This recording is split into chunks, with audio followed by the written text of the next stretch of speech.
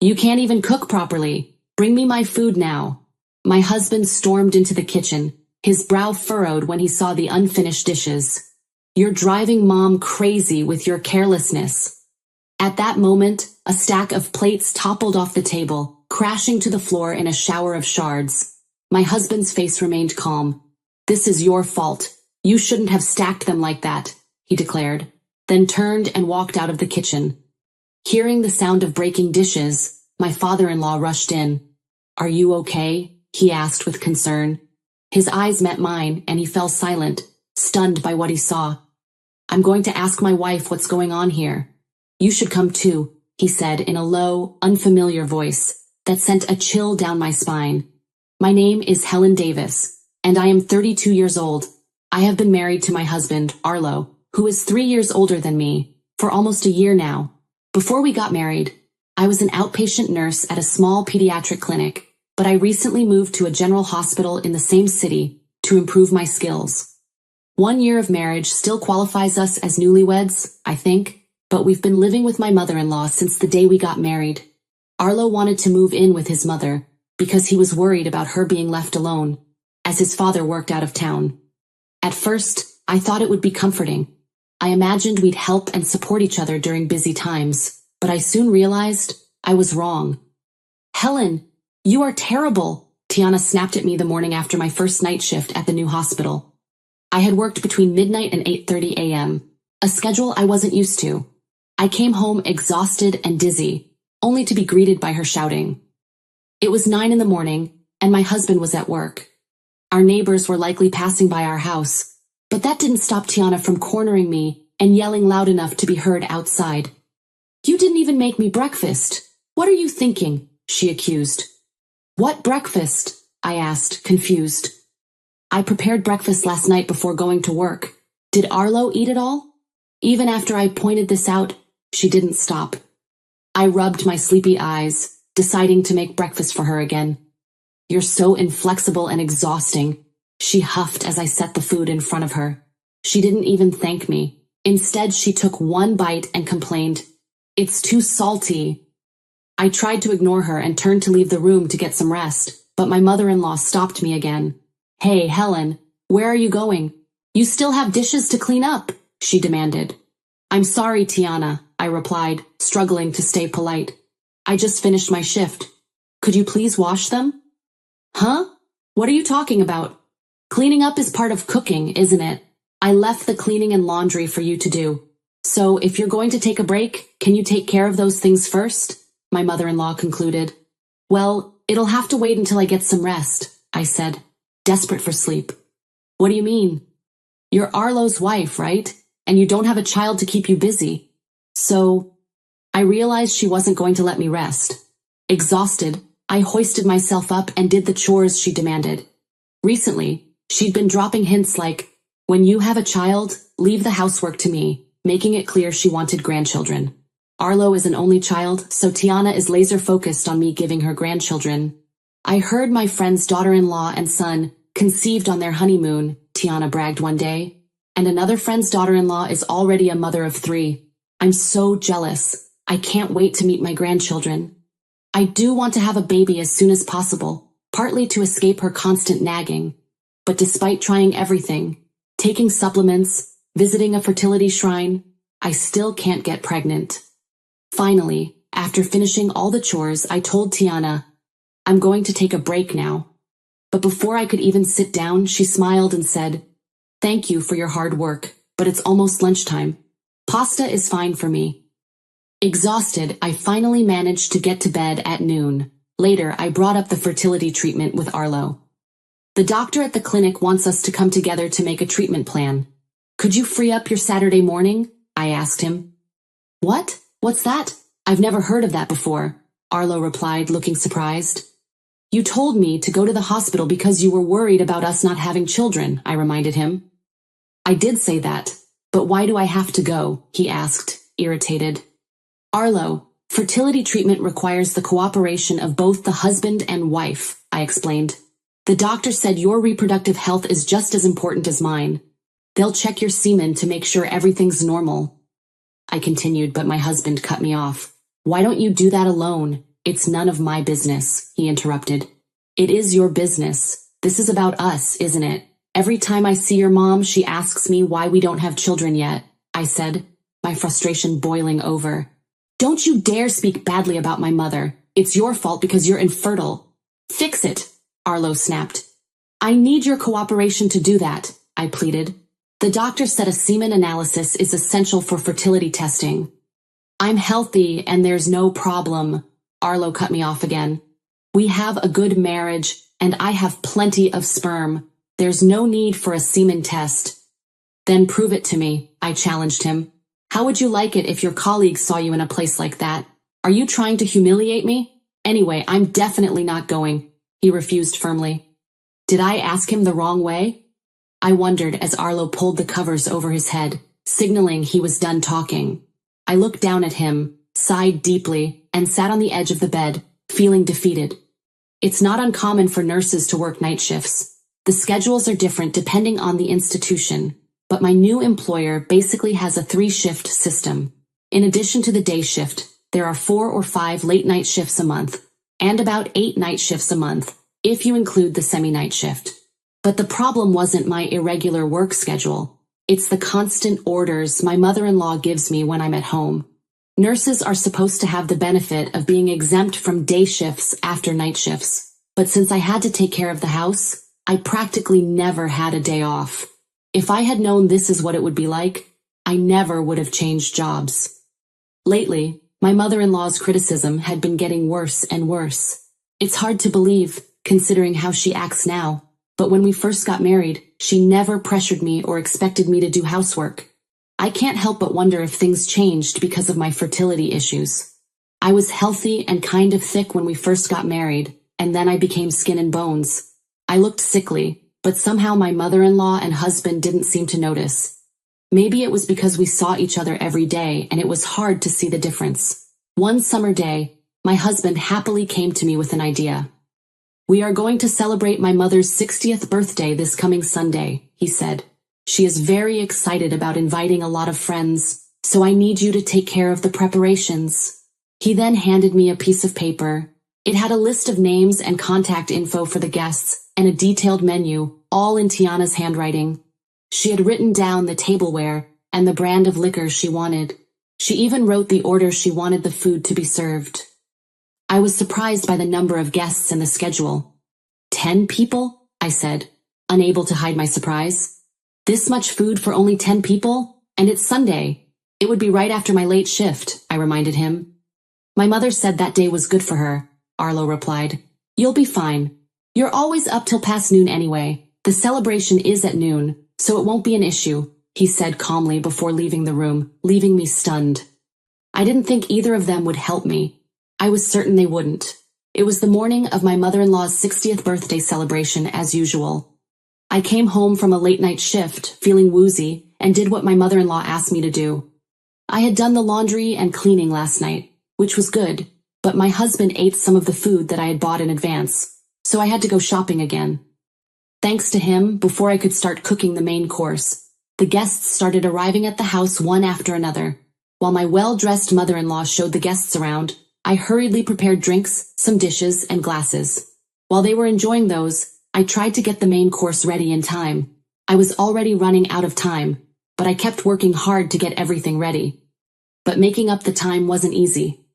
What are you doing, Helen? You're late, my husband shouted, probably at his mom's request, just as I was about to finish the all-important main course. My husband stomped into the kitchen, his brow furrowing when he saw the unfinished dish. You can't even prep the food right. Bring me the food now. You're making Mom mad. My husband swore and left the kitchen with an extra bottle of wine.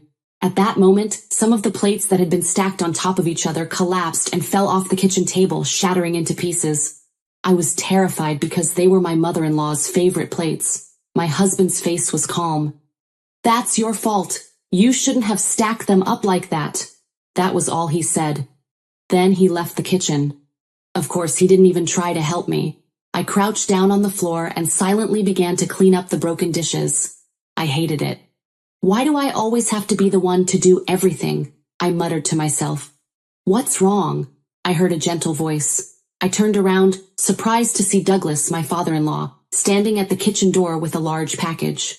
Apparently, he had heard the sound of broken dishes. "Are you hurt?" he asked. His genuine concern made me want to cry. Come to think of it, it had been a long time since I heard such kind words from someone in this house. After all, I had not seen Douglas since New Year's Day. He came over to my side of the table and helped me gather the shattered dishes. Then he looked in amazement at all the food and dishes laid out in the kitchen. "Wow, did you do all this yourself, Helen?" he asked, looking around as if searching for someone who might have helped me. But nobody was there. I had no help. "It happens all the time," I told him in a self-mocking tone of resignation. Then I gathered up the pieces of dishes and stood up. He was speechless. I looked very different from the last time he saw me, and it was obvious I was having a hard time. My hair was thin and disheveled, and my skin looked bad with dark circles under my eyes. I wasn't the lively person I was back then. Looking at the piles of food in front of me, he seemed to start to understand the situation. His surprised expression turned into an angry one, seeing the miserable look on my face. "I'm going to ask my wife what's going on. You should come too," he said in a low voice I had never heard before. "I haven't done the dishes yet," I replied. "You don't have to," my father-in-law said firmly. I resisted, but he comforted me and took me with him to the living room. My mother-in-law was chatting with the guests and pouring a glass of wine that my husband had brought. "Hey, Helen, how long are you going to keep me waiting?" my mother-in-law said sharply. "Oh, there you are at last," she added, glancing at Douglas. "Everyone, this is my husband. He's been working out of town and came home just for me," Tiana announced, introducing my father-in-law to the guests. When my mother-in-law introduced Douglas, the guests greeted him with nods and smiles. Her husband smiled and nodded back. "Thank you very much for coming today. I'm Douglas, her husband. My foolish wife is grateful for your hospitality." "Oh my God," Tiana said, laughing nervously. "You called me a foolish wife. This is my birthday." "You are foolish, truly," my father-in-law added. What?" Tiana exclaimed in confusion. That one word changed the harmonious atmosphere to awkward and silent. Douglas made me stand with him, even though I was subtly hiding behind him. He faced the guests. "I would like to introduce you to my son's wife, Helen," my father-in-law continued. "Hey, honey, Helen is busy preparing," my mother-in-law tried to explain. Douglas glared at her, and she swallowed her words. "A year and a half ago, she married my son. She was a cheerful, smiling young lady, and I was convinced that she and my son would have a bright future. But how does she look now? She didn't look so miserable 6 months ago," he concluded. Some of the guests started to murmur, saying, "She doesn't look anything like her photos, and she's way too skinny." Douglas turned to Tiana and asked, "Why has she changed so much?" My mother-in-law hesitated before responding, "Well, I don't know. Probably because work is too hard. You know, I told you on the phone that she changed hospitals and has been on the night shift since the start of the year." Douglas frowned and said, "Okay, so are all of Helen's colleagues suffering like that? If so, it's a clear violation of the Fair Labor Standards Act. I'll have to contact the union." My mother-in-law stammered defensively. "No, that's not—" But my father-in-law interrupted her. "Are you still pretending you know nothing? I just heard that you've been hard on Helen and haven't been giving her any time to rest. I heard that she worked a late-night shift earlier, and then you told her to cook all of that by herself after no sleep and a long shift," he added angrily. That was the truth. I had told Douglas everything. I told him that for the past 6 months I had been treated like a housekeeper without a day off. When Tiana turned her head away, unable to argue with him, Douglas glared at my husband and demanded, "You too, Arlo. You knew Helen has been going through this, so why haven't you done anything?" Arlo replied defensively, "That's because it's between Helen and Mom. I had nothing to do with it." Douglas's voice rose. "What did you vow at the wedding? Didn't you swear to protect and support her? To make her happy? Does she look happy to you?" Arlo stammered, "Well, of course. There were times that I thought it was a little much, but Mom said it was normal for a woman without a child to do all this." My father-in-law shook his head in disbelief. "As a husband, you should put your partner before your mother. Have you already forgotten how your first marriage ended because you pushed her too? Arlo's face turned red. I looked at him, jaw dropped. I already knew that my husband had gotten divorced before we got married, but I didn't know that his ex-wife had been treated badly like I was. It all came together in my head. Tiana suddenly snapped, "Let me tell you something. This is the kind of work she should be doing as a woman without kids. It's been a year since they got married, and she still can't have a baby. She's an unfit wife." Douglas's tone turned cold. "Even if she were infertile, you can't blame her for that. You're just taking it out on her." "What? How dare you? You've been gone for so long. What do you know about it? You have no idea," Tiana yelled.